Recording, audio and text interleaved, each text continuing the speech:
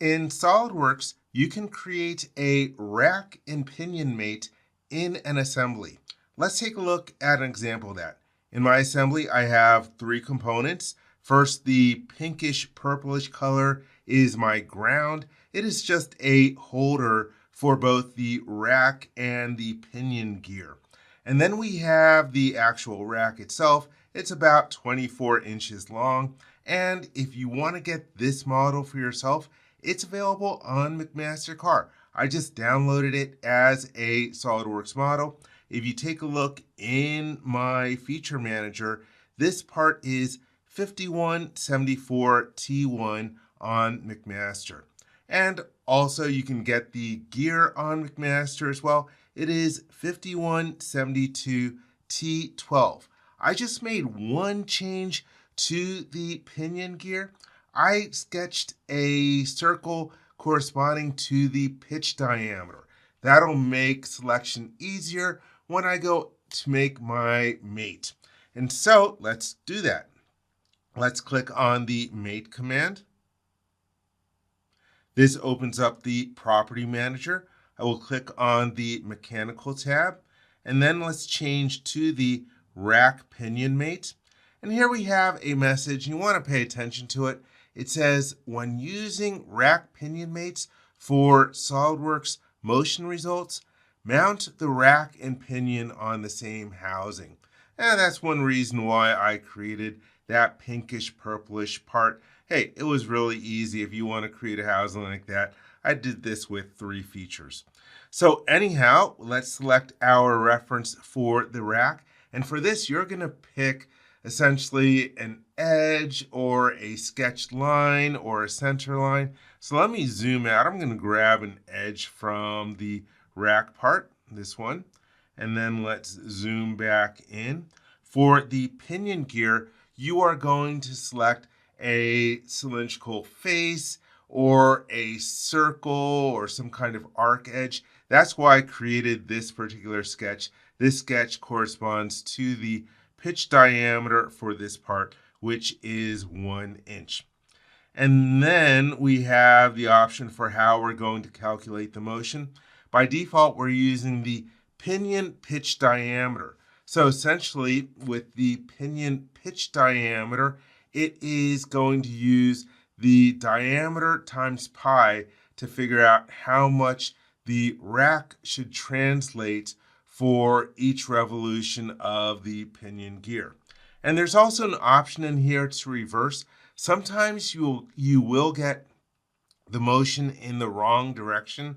I happen to know that's going to happen in this situation, so I'm going to save time and just reverse it. And then let me scroll down, and here we have our usual options that you have when defining mates. Let me hit the check mark and then check mark once more to get out of that. Oh yeah, let me mention my mates that I have in this particular model. Before I created the rack and pinion mate, I have 3 other mates.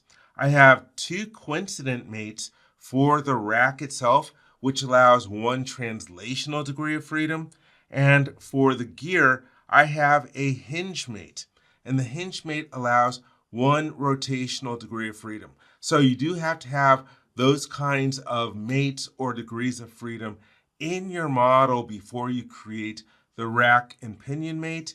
And again, the rack and pinion mate, that's so that you can convert rotational motion into translational motion or vice versa. But anyhow, I've got my rack pinion mate created. Let's test out the motion. On the bottom of the screen, I will switch over to Motion Study 1. Here we have our different components. And I'll go over to the right-hand side of the screen so I can expand the Motion Manager.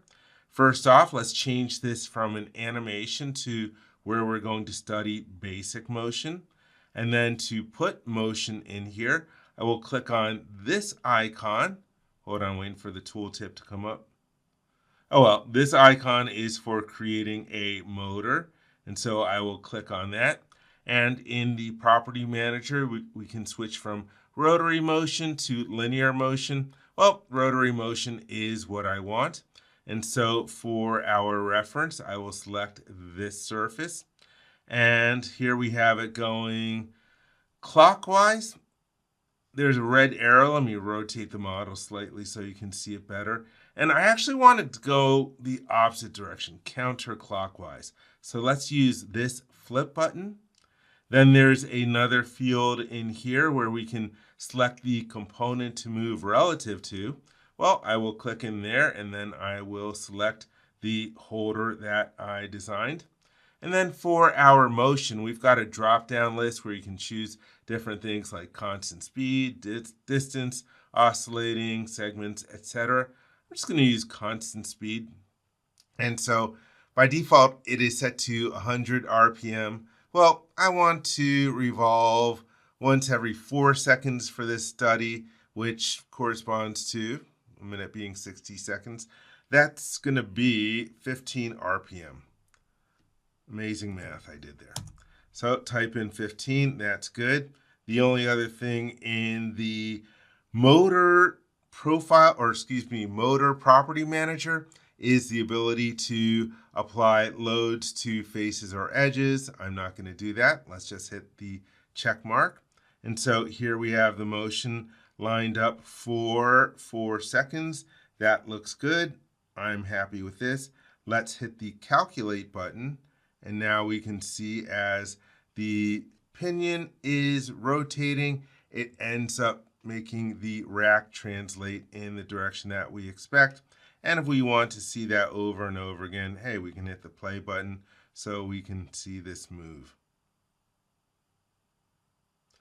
So there you have it. That is how you can create a rack and pinion mate in SolidWorks.